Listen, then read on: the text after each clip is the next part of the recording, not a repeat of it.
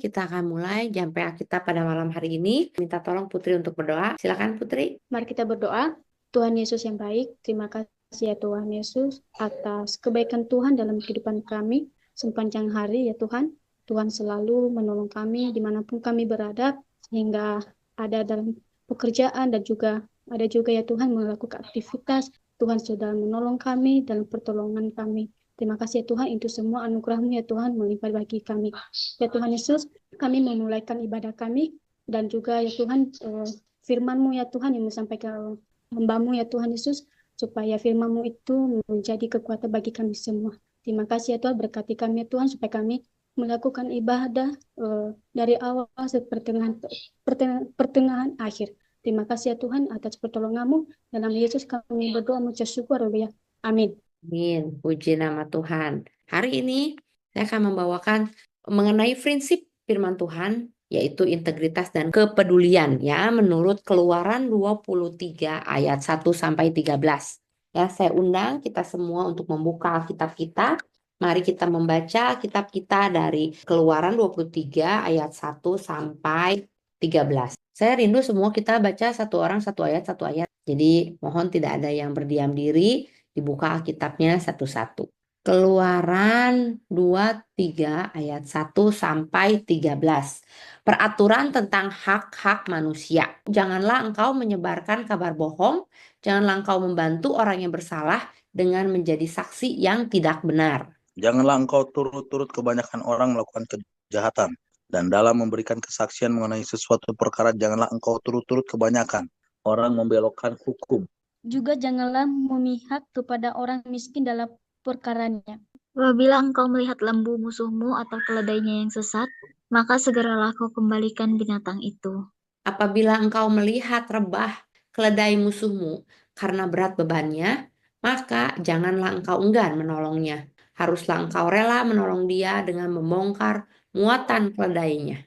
Janganlah engkau memperkosa hak orang miskin di antaramu dalam perkaranya. Haruslah kau jauhkan dirimu dari perkara dusta. Orang yang tidak bersalah dan orang yang benar tidak boleh kau bunuh. Sebab aku tidak akan membenarkan orang yang bersalah. Suap janganlah kau terima, sebab suap membuat buta mata orang-orang yang melihat dan memutarbalikkan perkara orang-orang yang benar. Orang asing janganlah kamu tekan, karena kamu sendiri telah mengenal keadaan jiwa orang asing. Sebab kamu pun dahulu adalah orang asing di tanah Mesir. 6 tahunlah lamanya engkau menabur di tanahmu dan mengumpulkan hasilnya. Tetapi pada tahun ke-7 haruslah engkau membiarkannya dan meninggalkannya begitu saja, supaya orang miskin di antara bangsamu dapat makan.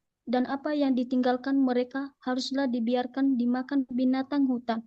Demikian juga kau lakukan dengan kebun anggurmu dan kebun zaitunmu. 6 harilah lamanya engkau melakukan pekerjaanmu, tetapi pada hari ke-7 haruslah engkau berhenti, supaya lembu dan keledaimu tidak bekerja, dan supaya anak budakmu perempuan dan orang asing melepaskan lelah. Dalam segala hal yang kufirmankan kepadamu, haruslah kamu berawas-awas. Nama Allah lain janganlah kamu panggil, janganlah nama itu kedengaran dari mulutmu. Amin. Demikian pembacaan firman Tuhan.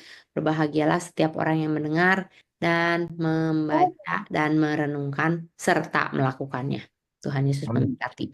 Hari ini kita mau belajar ya dari 13 ayat ini bagaimana kita memperlakukan orang lain. Kita sering mendengar, kasihilah Tuhan Allahmu dengan segenap hatimu dan kasihilah sesamamu manusia seperti dirimu sendiri. Alkitab mengajarkan beberapa prinsip dalam Keluaran 23 ini. Bagaimana cara kita mengasihi manusia atau mengasihi sesama kita. Kita sering bertanya, ini boleh nggak sih? Itu boleh nggak sih? Ini boleh nggak? Kita hidup dalam perjanjian baru, berarti yang kita lakukan hanya di perjanjian baru? Enggak. Tetapi prinsip-prinsip firman Tuhan yang ada dalam perjanjian lama pun itu tetap berlaku. Itu masih bisa kita pakai untuk di kehidupan kita saat ini. Mari kita belajar. Yang pertama, perikop ini merupakan bagian dari kitab perjanjian yang berisi dari pasal 20 sampai pasal 23.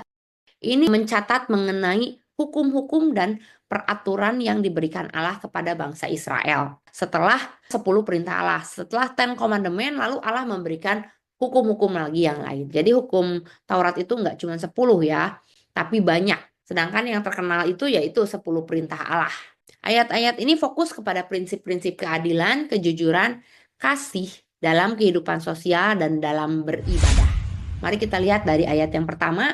Janganlah engkau menyebarkan kabar bohong. Janganlah engkau membantu orang yang bersalah dengan menjadi saksi yang tidak benar. Jadi ayat yang pertama ini menekankan kepada kabar bohong. Kalau kita baca judul yang diberi LAI kan ini hak-hak manusia.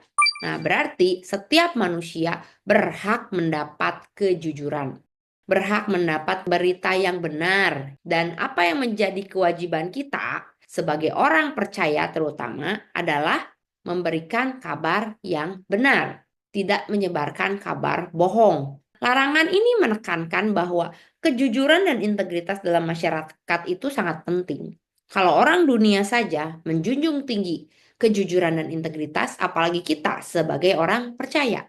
Menyebarkan berita bohong itu bisa merusak reputasi orang lain dan bisa menciptakan ketidakadilan. Nah, lalu bagaimana aplikasinya? Sebagai orang percaya kita harus menjaga lidah kita, menjaga mulut kita. Dari mulut yang kecil itu bisa membakar hutan. Artinya ketika kabar yang diberikan oleh mulut kita itu bukan kabar yang baik, itu dapat merusak kehidupan seseorang. Kadang-kadang kita merasa, itu kan cuman bercanda atau biasa-biasa saja. Tetapi jangan salah, ketika kebohongan yang kecil kita sebarkan, cuman ngegosip kok, cuman ngobrol-ngobrol aja, itu bisa membuat kehidupan orang lain celaka. Jadi hati-hatilah dalam perkataan kita dan jangan terlibat kepada fitnah.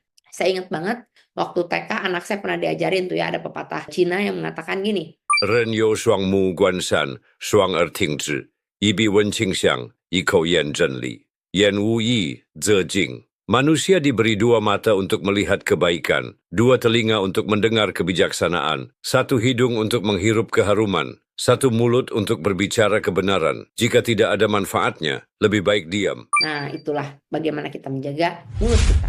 Ayat yang kedua adalah jangan ikut arus yang salah.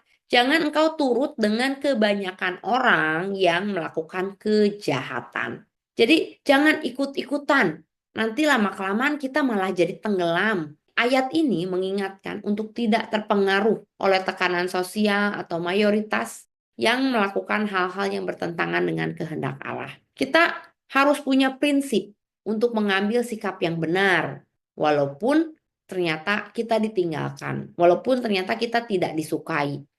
Jadi jangan kita ikut-ikutan, kita harus punya prinsip, saya mau ikut kebenaran firman Tuhan aja. Jangan terpengaruh oleh tekanan sosial. Jadi jangan ikut kebanyakan orang, terutama untuk melakukan kejahatan.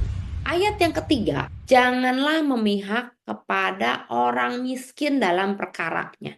Bayangkan, jangan memihak orang miskin dalam perkaranya. Ayat ini mengajarkan kepada kita ya bahwa setiap manusia berhak mendapat keadilan. Meskipun Alkitab sering menekankan perlindungan bagi orang miskin, keadilan harus ditegakkan tanpa memandang status sosial. Jadi jangan karena dia miskin terus kita jadi ngebela dia walaupun dia salah. Jadi bukan berarti kemiskinan itu membuat kita melegalkan kejahatan. Jadi nggak boleh ada diskriminasi.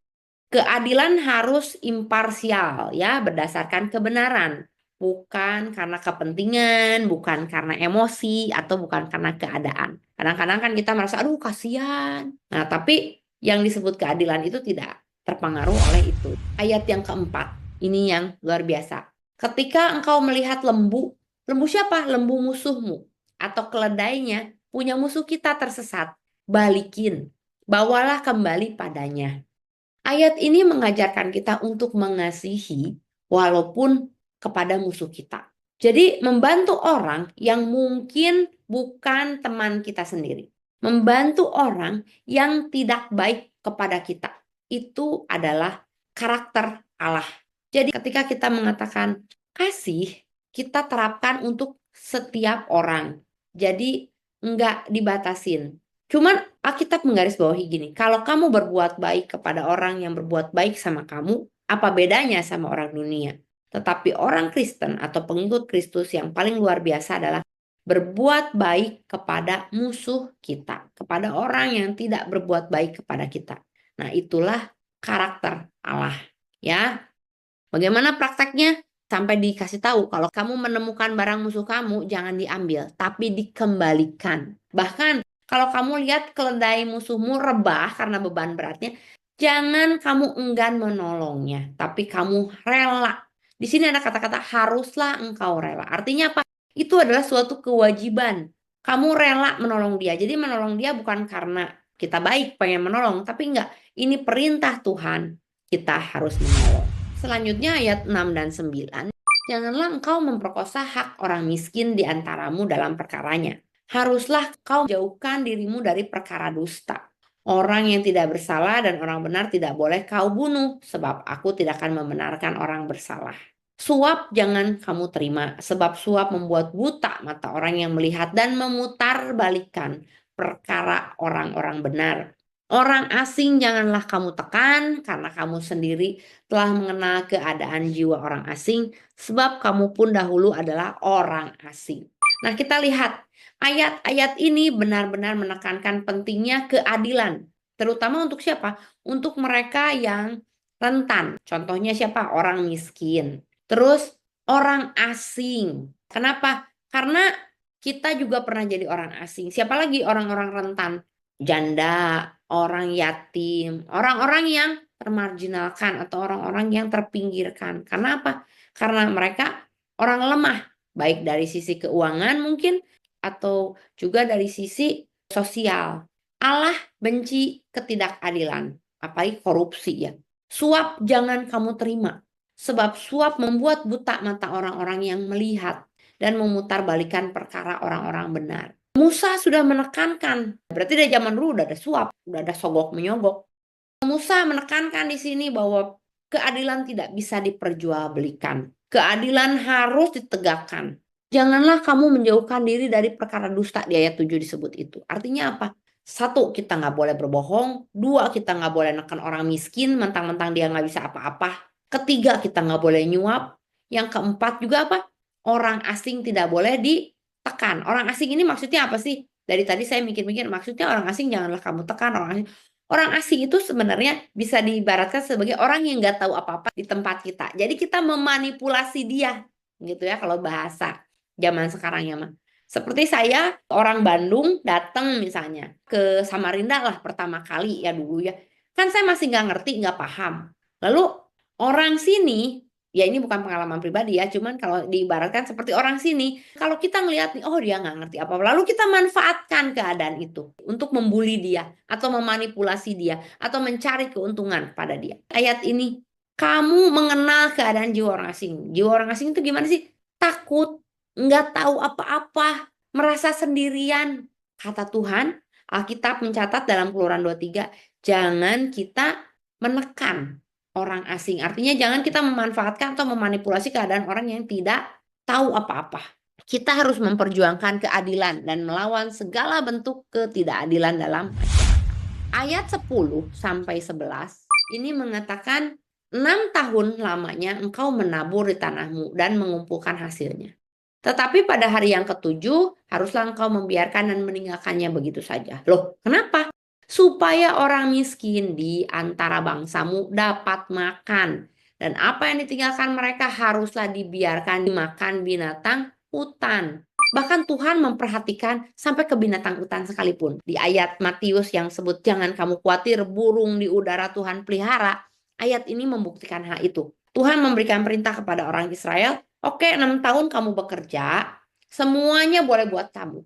Tapi ingat setiap tahun yang ketujuh, hasil pekerjaan kamu harus kamu biarkan. Nggak boleh kamu ambil. Jadi nggak boleh dipanen, nggak boleh diambil. Kenapa? Karena itu adalah bagian dari orang-orang miskin. Bahkan yang nggak dimakan sama orang miskin pun nggak bisa kita ambil. Kenapa? Itu bagian dari binatang hutan. Bayangkan bagaimana Allah kita memperhatikan setiap ciptaannya. Bagaimana Allah sangat memelihara apa yang menjadi kebutuhan, baik orang yang membutuhkan, orang miskin, sampai ke binatang hutan.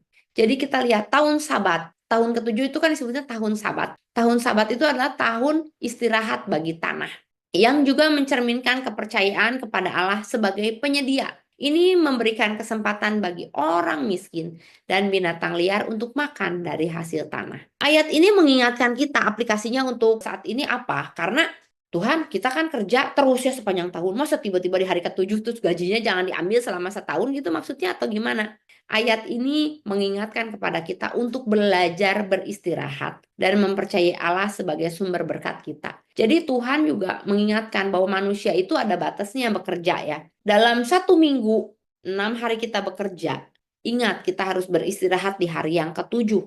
Hari yang ke-7, hari istirahat, hari kita membangun relasi dengan Tuhan. Hari kita merestorasi kekuatan diri kita, merestorasi kepenatan dalam pikiran kita.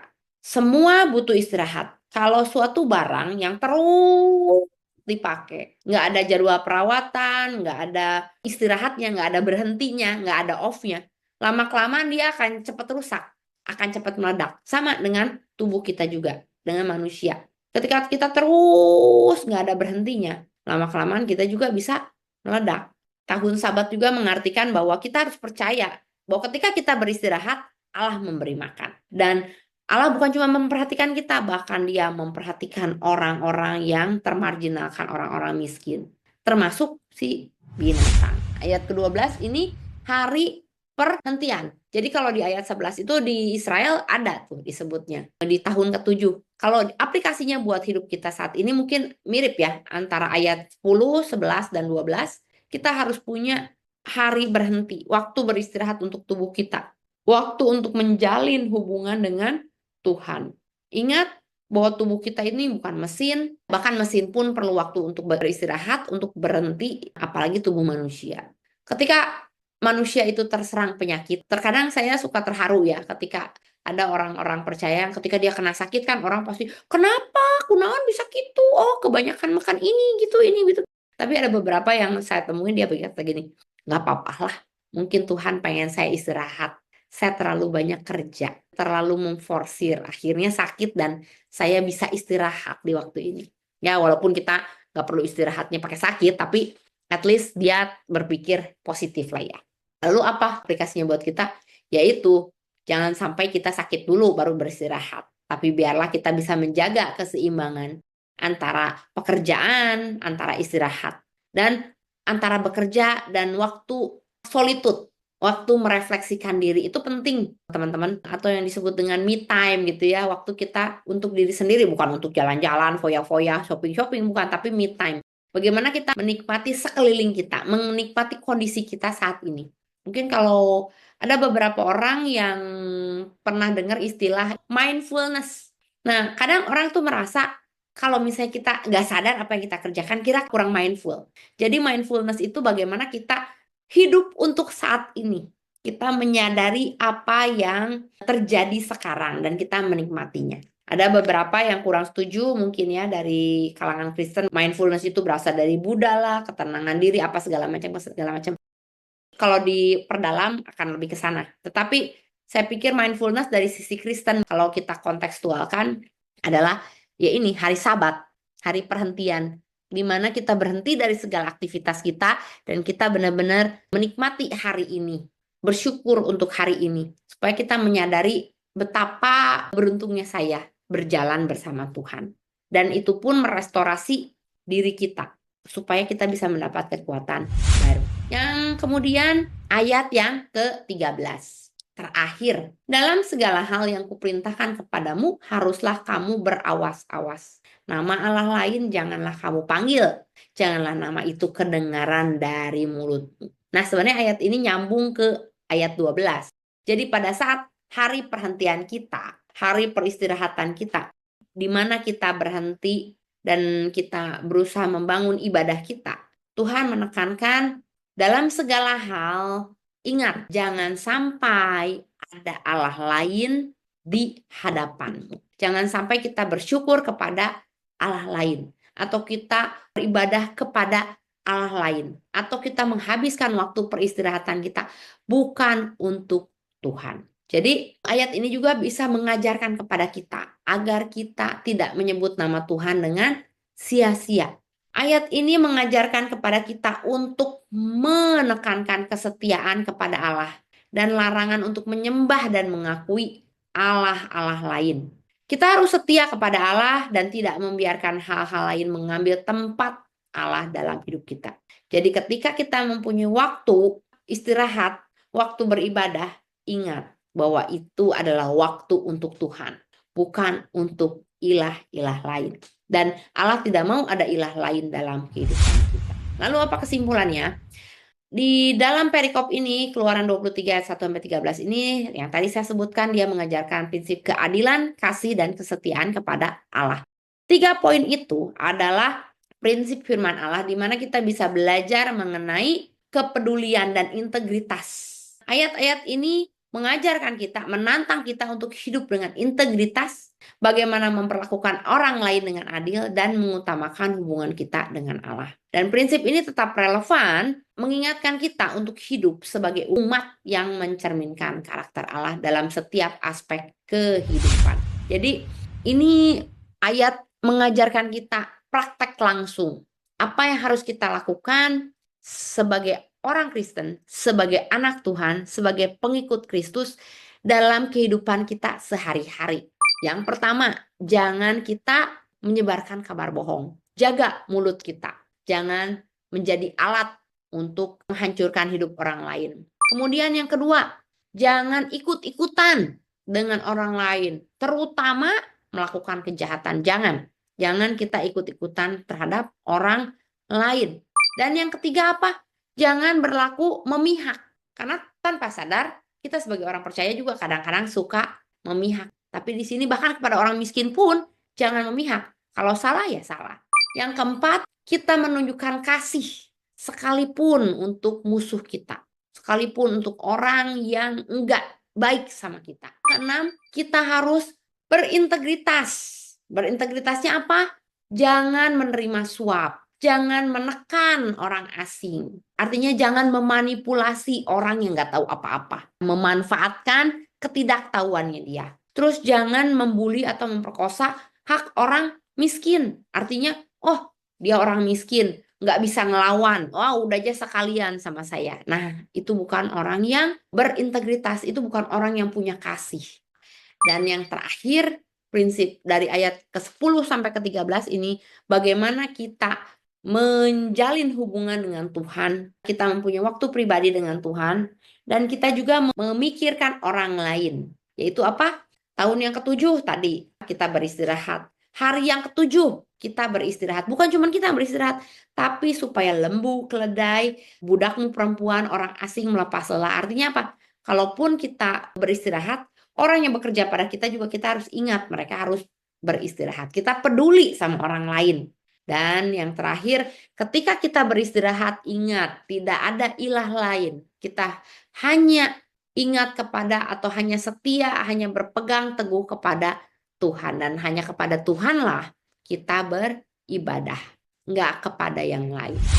Mungkin ini dari 13 ayat kita belajar beberapa prinsip. Bagaimana kita bisa hidup dengan integritas, bagaimana kita memperlakukan orang lain dengan adil, dan bagaimana kita mengutamakan hubungan kita dengan Allah. Ayat-ayat praktis di mana kita bisa menerapkannya dalam kehidupan kita sehari-hari.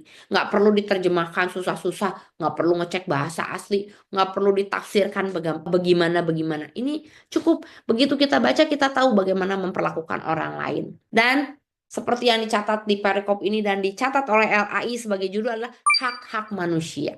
Artinya apa? Setiap orang berhak menerima perilaku ini dari kita. Marilah kita sebagai orang-orang yang memiliki karakter Allah, yang ingin belajar karakter Allah dalam kehidupan kita. Yuk kita terapkan prinsip-prinsip ini. Tuhan Yesus memberkati. Baik, ada yang mau di-sharingkan atau ada yang mau ditanyakan? Silakan mengenai Keluaran 23 ayat 1-13 ini. Tapi kita lihat ya, bahwa ayat-ayat ini sangat mudah dicerna ya. Musa membuat praktis apa-apa saja yang harus dilakukan oleh orang Israel. Kadang-kadang saya juga suka bertanya, kenapa Musa begitu? Tapi kita lihat lah ya, cara Musa membuat kitab Taurat ini dia itu sangat jelas ya, sangat sistematis. Kelihatan bahwa dia memang dididik 40 tahun di Mesir tuh jelas dari tulisannya karena dia sistematis dan cara menulisnya itu jelas, praktis gitu. Di sini kita bisa belajar lah ya bahwa hal-hal yang sudah kita baca ini jangan cuman sekedar kita baca, kita renungkan, tetapi kita juga mau lakukan. Oke, mungkin malam hari ini firman Tuhan atau Bible study kita belajar di sini dulu ya. Sampai di sini dulu bagaimana prinsip-prinsip ini, dan saya berharap dalam seminggu ini kita bisa belajar untuk melakukannya. Mungkin saya boleh minta tolong Om Yosua tutup kita dalam doa. Silakan Om Yosua. Baik, puji Tuhan. Mari kita berdoa. Terima kasih Bapa di surga, kami bersyukur buat firman-Mu yang telah kami dengar lewat daripada hamba-Mu yang Kau urapi. Pada malam hari ini kami percaya bahwa semakin hari ketika kami memiliki satu kerinduan untuk belajar tentang kebenaran firman-Mu, Tuhan, kami melihat bagaimana Tuhan beracara, berkarya dalam kehidupan kami, baik dalam pelayanan kami. Terima kasih Tuhan, berkati hamba-Mu Cici Susan, demikian juga berkati hamba-Mu Yosi, Maira, Putri, hamba-Mu sendiri, serahkan semua dalam tangan Tuhan, baik Ko Yupi, Tuhan Kau berkati tanpa terkecuali. Terpujilah Engkau Bapa, berkati gembala sidang kami juga esok hari, dan apapun yang menjadi aktivitas kami serahkan dalam tangan-Mu, dan malam hari ini apapun yang menjadi aktivitas kami serahkan juga dalam tangan Tuhan. Berkati kami Bapa, berkati kami berkat sukacita, berkat damai, berkat ketenangan, ketentraman, berkat perlindungan, berkat kasih sayang, berkat kesehatan, berkat-berkat yang daripada-Mu. Tuhan, Kau limpahkan atas hidup kami dari saat ini sampai selama-lamanya. Dalam nama Yesus Kristus kami berdoa dan mengucap syukur. Amin. Terima kasih semuanya. Sampai kita ketemu minggu depan. God bless. Jangan lupa pencet like dan subscribe video ini ya. Dan juga jangan lupa di komen. Oke? Bye-bye.